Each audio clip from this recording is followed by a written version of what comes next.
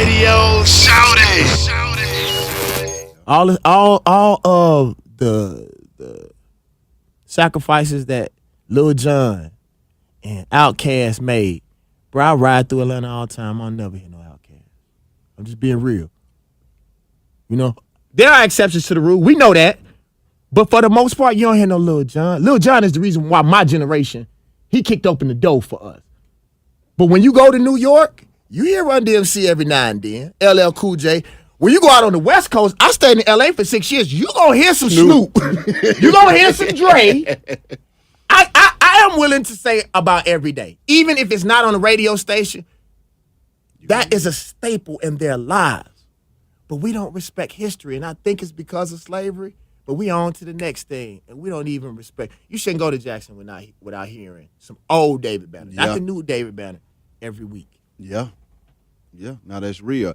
I mean, when you think of the old David Banner, though, man, what was the creative process, man, and the emotions going into making that music? I mean, you got the stuff with Crooked Letters. I mean, when you got your deal and then you start doing Mississippi the album. Because Mississippi the album, for me, that's really a topic that I wanted to touch on, too.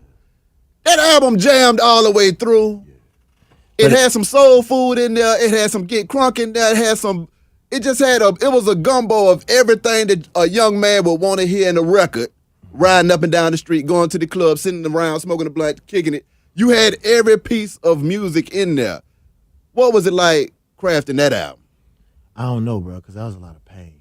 Man, like, I used to sleep next to dogs and piss on the floor and feces everywhere, man. I moved to New York homeless.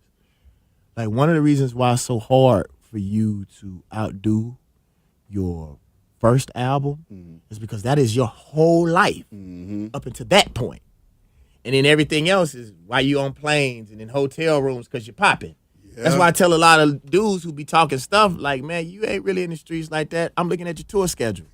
You couldn't have done all that. Like, maybe a little bit of it, but I know, bro. If I'm right, you were in Canada at the time. How you was couldn't have been trapping that hard. Yeah. You know? And if you were, then you hell on time management. You couldn't have been killing that many people. You know? But the thing that I will say, bro, and that's on no judgment and on nobody else, but, bro, I don't listen to that album, like my first 4 albums, bro, because as good as they were, it reminds me of that pain, bro. And it's funny, man, because people always say that they want the old David Banner. And I tell them, you don't know what you're saying. I was depressed, drunk, and high, and way over sex. I enjoyed that because people always talk about, like, the difference. See, people got good and evil messed up. Yeah. Evil feels good. They lie to you and tell you it don't. The devil is whatever you like the most that you can't say no to.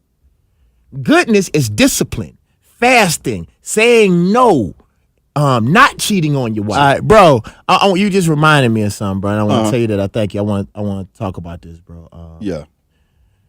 I just made a song, bro, that's probably going to be one of the hardest songs I've ever made in my life. And I had got to the point where at some point in my career, I was thugging too hard. Then it came a point just recently where I was too meditative, that I had lost myself. Like, I had lost my personality. I stopped cussing. I stopped having fun.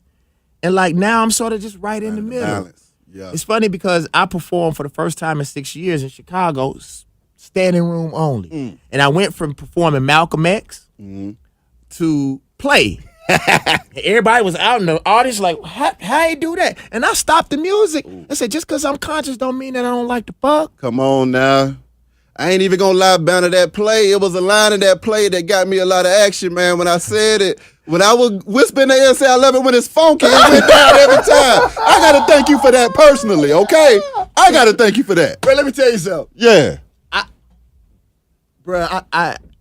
gotta say that I have to accredit this to my big brother Pimp C. Hey, the Pimp. Bro, I used to say some stuff. I go back and listen to some of my old music, bro. Like, I said one line on my second album, I like having sex with your blonde ass auntie because she can't see me coming.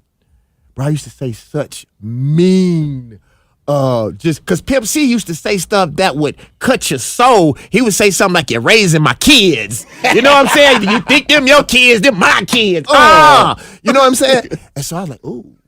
I'm gonna say stuff that piss folks all the Yeah. way off. And now, bro, like I'm sort of right there in a sweet spot. Like I tell people this all the time. They say that I'm controversial, and I say I'm not controversial because I don't care what they think. Mm-hmm. I only care what my people think. Mm-hmm. They can CNN can say whatever they want to about me, but if I don't say nothing back, you know how quick people minds it. If it's not a battle, then people don't care. If you swing at me and miss, I keep walking. That's It right. ain't a fight. What does the crowd do when it's not a fight? Hey. They dissipate, they disperse. So let me telling you that, man.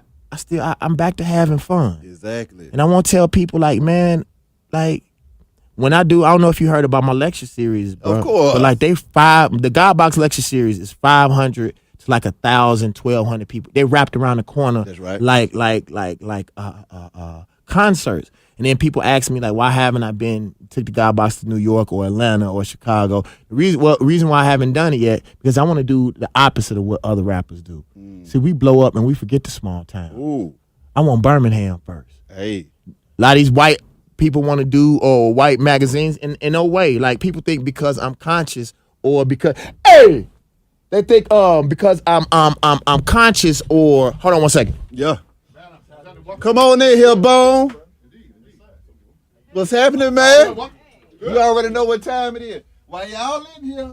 I mean, let's see about you. Can we talk about it right quick? Come on, man. I mean, let's see about you. That's one of my favorites. Players. I don't got him. Hi, I'm just getting off work, man. I was across the hall at the other station. I know. It was funny. I know. Me and Baby B sat down for about an hour yesterday. I took my bike over there to get fixed. And you know that since the skate shop burned down, they all in the same building now. So we was just talking about it. But the crazy thing about it is people think because you're conscious that you don't want to have fun. Yeah. And I had to learn that myself, man. Just there's certain things that I don't do because you are what you think about.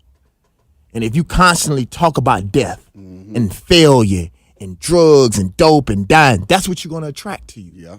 Bro, as soon as I stop talking about certain things, those things don't come to my life. Bro, I don't have no problem with money no more. The reason why I don't, because all I think about is success. So people don't know I feel literally like a tree. Yeah. Money fall off of my branches. It's going to grow back. It may take to the summertime. It may take till it get hot outside again. But bro, because I think different. But, you know, it took me to go all the way from one side all the way to another side to see that I really needed to be right in the middle. Yeah. Now, one thing I got to ask you about, too, man, because you mentioned the Pimp earlier, man. And, I mean, one of my favorite Pimp verses came on that Get Crunk with the Crooked Letters. I mean, can you talk about you and his relationship, man, and, I mean, his effect on you and your career as a person and as an artist? What the part about me and Pimp C's relationship was deeper than the music. Yeah. People don't know the way that me and Pimp C got tight was because I wrote him while he was in jail. Yeah. And instead of sending him pictures of titties and all of this kind of stuff, I sent him a picture of a drum machine. And Pimp used keyboards. So he had never, like, while he was in jail is when the MPC really started getting big. Yeah. So I would send him pictures, Polaroid pictures in pieces. So if you cut the Polaroid pictures and put the pictures together, you could see the whole drum machine. Let's go. So in my letter, I taught him how to use the drum machine. And instead of sending him, like I said, all that negativity, when I would go to Europe and all of these places and all around the world, I would send him pictures of beautiful things that you've never seen before. You know? So we ended up becoming friends. I don't know if you saw that first interview when he was walking out of jail. He named like about 5 people's names who he was down with, and I happened to be one of them. It was because of that reason. But what Pimp did for me that people don't know about is there's not too many artists who were able to make it to the level that we did that were from small towns. UGK was one of those groups. You know what I'm saying? Like, to literally come not from a big city. Like, you know what I'm saying? And so Pimp C would always tell me that. Even when I started becoming conscious early in my career, Pimp told me something I never forget. He was like, Banner, you smart. You got to give your people time. He's like, they'll catch up just like now. You see it's all coming together, but it took me staying, down with it. Yeah. Because people see you when you're shaky. Yeah. So. I can definitely dig that. I mean, we got Bone Crusher just stepped in the building. I mean, Can y'all tell me about a crunk time? Crunk time. I mean, when y'all used to get together and jam like a mother. Can y'all tell me a little bit about that? I mean, I tell you something, man. I've been knowing Banner for forever. Uh-huh. Me and Banner came up together, so. Radio Shouty.